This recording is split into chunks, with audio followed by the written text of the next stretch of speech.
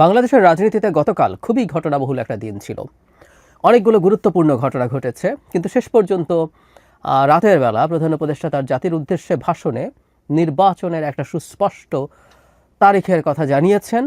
সেটাই সবচেয়ে গুরুত্বপূর্ণ হয়ে দাঁড়িয়েছে। সেটা নিয়ে কথা বলতে চাই, এবং সেই প্রশ্নটা, এই ঘোষণা কি নির্বাচনকে নিশ্চিত করছে নাকি কোনো অনিশ্চয়তা আছে? আমরা কিভাবে দেখব এটাকে? আরও যেসব ঘটনা ঘটলো এগুলো নিয়ে একটু কথা বলা হয়তো দরকার হবে। দ্বিতীয় গুরুত্বপূর্ণ ঘটনাটা হচ্ছে একটা ঘোষণাপত্র বাংলাদেশ সরকার গ্রহণ করেছে। প্রধান উপদেষ্টা স্বয়ং সেটা পাঠ করেছেন। এই ঘোষণাপত্র নিয়ে আলোচনা সমালোচনা চলছে, কিছু অ্যানালিসিস আছে, আমি নিজেও করতে চাই। কিন্তু অন্তত একটা দল, জামায়াতে ইসলামীকে দেখলাম এটা নিয়ে খুবই শীতল প্রতিক্রিয়া দেখিয়েছেন। তারা এটা একদমই পছন্দ করেননি, এবং রাজনৈতিক দলগুলো যা করে জাতিকে জুড়ে দেয়, তার মতামত বলেন যে জাতি পছন্দ করেনি, জাতি এটা গ্রহণ করেনি। জামাতের নায়েবে আমির সেরকম একটা মন্তব্য করেছেন। কেন তাদের এতটা নাখোশ হবার কারণ, এগুলো নিয়েও কথা বলতে চাই। আরেকটা ঘটনা, এটা আসলে কি ডাইমেনশনে দেখা হবে জানি না। এনসিপির কয়েকজন নেতা হঠাৎ কক্সবাজারে গেছেন এবং তারা পিটার হাসের সাথে দেখা করেছেন। বৈঠক পূর্ব নির্ধারিত ছিল ইত্যাদি ইত্যাদি বলে নানান নিউজ ছড়িয়ে পড়ে। দেশের মেইন স্ট্রিম নিউজ মিডিয়া এটা নিয়ে নিউজ করে, কিন্তু শেষ পর্যন্ত জানা গেল পিটার হাস দেশেই নেই। কিন্তু তারপরও তারা এইভাবে গেলেন 5 তারিখে, এবং একটা সিসিটিভি ফুটেজে যেভাবে দেখা যায় তারা যেভাবে বিমানবন্দরে যে জায়গা দিয়ে বেরোচ্ছেন, এটা খুব স্বাভাবিক না। সো এটা নিয়েও প্রচুর কথাবার্তা হয়েছে। সব ছাপিয়ে যে বললাম, শেষ পর্যন্ত নির্বাচনের ডেট স্পেসিফিকলি বলা হয়েছে অলমোস্ট, সেটা নিয়ে এই কথাটা জরুরি। আপনাদের হয়তো মনে আছে, যারা আমাকে নিয়মিত দেখেন এখানে বা টিভি টক শোতে, আমি একটা কথা ডক্টর ইউনূসের লন্ডন সফরের পর ক্লিয়ারলি বলেছিলাম। সেটা হচ্ছে, যেন তারেক রহমানের সাথে বৈঠকের পর সরকারি যে স্টেটমেন্টটা দেওয়া হয়েছে সেটার মধ্যে কিছু যদি কিন্তু ছিল, 3টা যদি কিন্তু অ্যাটলিস্ট ছিল। একটা হচ্ছে, যদি প্রস্তুতি সম্পন্ন হয়, সংস্কার এবং বিচার যদি সঠিকভাবে সম্পন্ন করা যায়, সেই সাপেক্ষে রমজানের আগে ফেব্রুয়ারিতে নির্বাচন হতেও পারে। আমি তখন একটা জিনিস খুব ক্লিয়ারলি প্রেডিক্ট করেছি, সেটা হলো, খুব কনফিডেন্টলিও বলেছি, ডক্টর ইউনূসের সাথে জনাব তারেক রহমানের ফেব্রুয়ারি নিয়ে নির্বাচনের গ্যারান্টি হয়েছে। ডক্টর ইউনূস এই কথা দিয়ে এসছেন। কিন্তু এইসব লিখতে হয়, কারণ তিনি তার যে ভাষণে এপ্রিলের কথা বলেছেন সেখানেও কিন্তু এই শর্তগুলো ছিল। সুতরাং হুট করে একজনের সাথে বসে এটা সরাসরি লিখে দেওয়া যায় না, বলে দেওয়া যায় না। তাই এই যদি কিন্তুগুলো ছিল। আর বিএনপির পক্ষ থেকে যেভাবে উচ্ছ্বাস প্রকাশ করা হয়েছে ওই মিটিং নিয়ে, তাতে আমি কনফিডেন্ট ছিলাম এইরকম কোনো নিশ্চিত গ্যারান্টি না থাকলে বিএনপি আসলে এতটা উচ্ছ্বাস প্রকাশ করতো না এই বৈঠক সম্পর্কে। তাতে এটা খুব স্পষ্ট ছিল। এখন আমরা অনিশ্চয়তা আছে কিনা সেটা নিয়ে কথা বলবো। তার আগে একটা তর্ক কেউ কেউ করছেন যে সরকার নির্বাচনের তারিখ ঘোষণার কে, নির্বাচন কমিশন এটা করবে না। সরি, যারা এটা বলছেন তারা ভুল করছেন। টেকনিক্যালি বাংলাদেশের নির্বাচন কমিশন দুটো নির্বাচন করার ব্যাপারে তার নিজস্ব ক্ষমতা, সে নিজে সিদ্ধান্ত নিতে পারে। তাদের যে কথা বলছেন তার প্রাথমিক কথাটা এক অর্থে ঠিক আছে, কারণ সংসদ নির্বাচন এবং রাষ্ট্রপতি নির্বাচন এ দুটো নির্বাচন কমিশন স্বয়ংসম্পূর্ণ সিদ্ধান্ত নেওয়ার ক্ষেত্রে, সংবিধানে তাই লেখা আছে। মানে রাষ্ট্রপতি নির্বাচনটা এখন পার্লামেন্টারি সিস্টেমে যে রাষ্ট্রপতি নির্বাচন হয়, এটা তেমন কোনো জোগাড় যন্ত্রের ব্যাপার না, এটা একটা অ্যাডমিনিস্ট্রেটিভ কাজ। কিন্তু একসময় তো প্রেসিডেন্সিয়াল সিস্টেম ছিল, সো ওই জিনিসটা রয়ে গেছে ওখানে। তাহলে সংসদ নির্বাচন এবং প্রেসিডেন্ট নির্বাচন সে নিজে নেবে। সো সামনে একটা সংসদ নির্বাচন কমিশনই কি সিদ্ধান্ত নেওয়ার কথা? উত্তর হচ্ছে না। আমাদের সংবিধানে যেইভাবে নির্বাচন হওয়ার কথা ছিল সেই স্ট্রাকচারটা পুরো ভেঙে পড়েছে। পঞ্চদশ সংশোধনীর পর ছিল, হঠাৎ করে যদি সংসদ ভেঙে যায় মেয়াদ উত্তীর্ণ হওয়ার আগেই, তাহলে ভেঙে যাওয়ার পরবর্তী 3 মাসের মধ্যে নির্বাচন হবে। সেই ক্ষেত্রে নির্বাচন কমিশন 3 মাসের মধ্যে নিজে স্বতঃস্ফূর্তভাবে ডেট ঠিক করতে পারত সংবিধান অনুযায়ী। কিন্তু আমরা ওটা ফলো করিনি। নির্বাচন কমিশন গঠন হওয়াটা নিয়েও আরও অনেক ঘটনা বা জটিলতা ছিল। আর পঞ্চদশ সংশোধনী এখন বাতিল হয়ে গেছে, তাতে ত্রয়োদশ সংশোধনী আছে, তাতে তত্ত্বাবধায়ক সরকারের অপশন আছে, সেটাও 3 মাসের মধ্যে নির্বাচন করার কথা তত্ত্বাবধায়ক সরকার গঠিত হওয়ার পর। ফলে আমরা অলরেডি, আমি বহুবার বলেছি, আমরা সংবিধানের এই একটা জায়গা বাইরে চলে গেছি।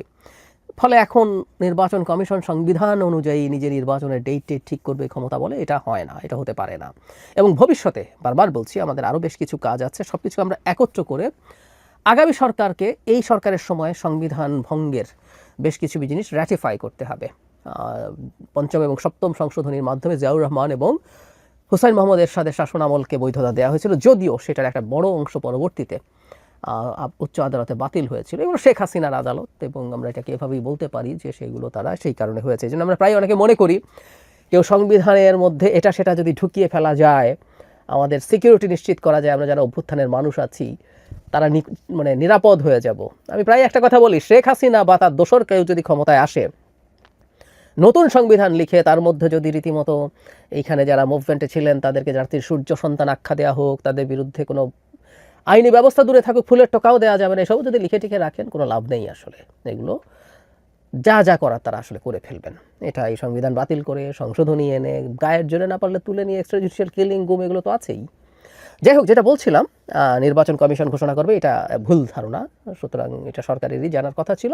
এবং প্রধান উপদেষ্টা যেটা জানিয়েছেন, নির্বাচন কমিশনকে তারা একটা চিঠির মাধ্যমে জানাবেন রমজানের আগে ফেব্রুয়ারি মাসেই একটা ডেট ঠিক করার জন্য। তার মানে মোটা দাগে সেকেন্ড উইকের মধ্যে নির্বাচন হবে বা থার্ড উইকের শুরুর দিকে, এরকম একটা কিছু মোটামুটি নিশ্চিত হয়ে গেছে।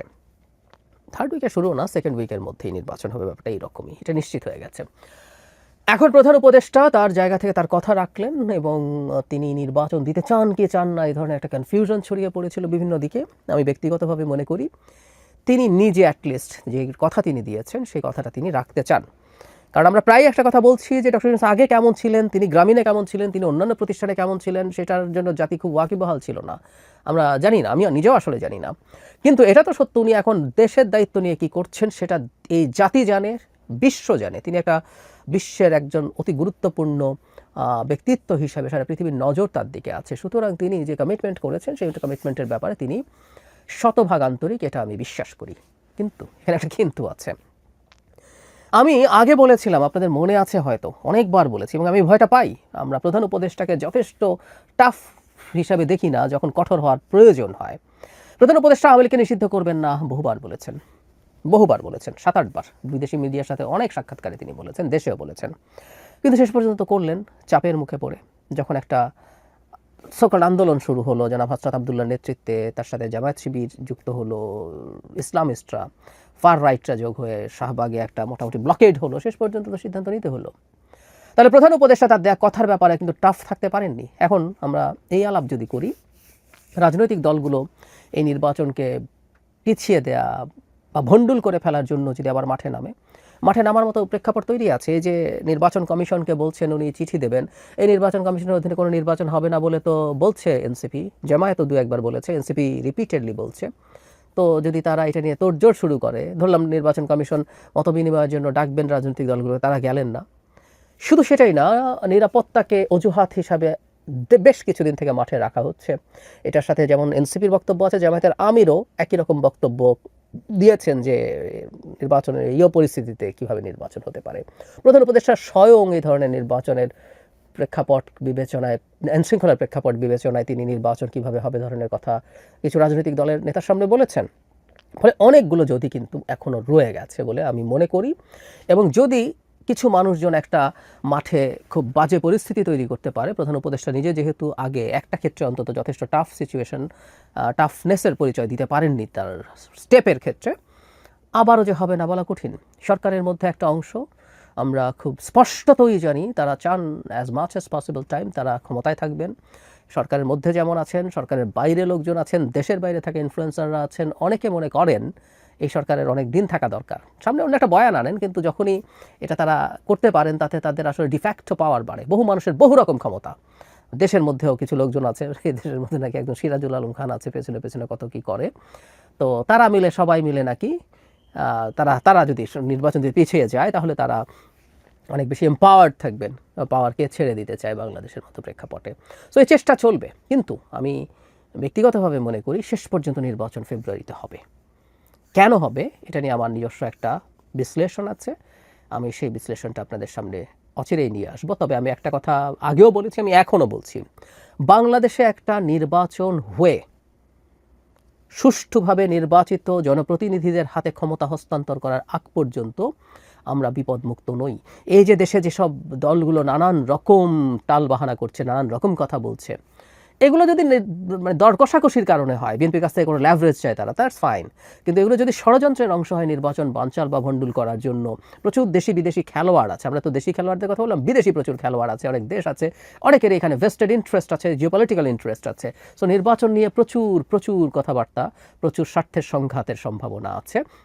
আমাদের এই সময়গুলো পর্যন্ত ভিজিল্যান্ট থাকতে হবে। বিশেষ করে নির্বাচনের পক্ষের যে শক্তিগুলো, সেটা রাজনৈতিক, সিভিল সোসাইটি, যারা আছেন, ব্যবসায়ী যারা সাধারণ মানুষ যারা আছেন, প্রত্যেকের উচিত হবে এই সময়টাতে খুবই অ্যালার্ট থাকা এবং প্রয়োজনে শোরগোল করা, আমি প্রায় বলি শোরগোল কাজ করবে বলে আমি বিশ্বাস করি, কারণ একটা পক্ষ থেকে যখন হবে পাল্টা শোরগোল দিয়ে নির্বাচনটাকে সিকিউর করার চেষ্টা করতে হবে।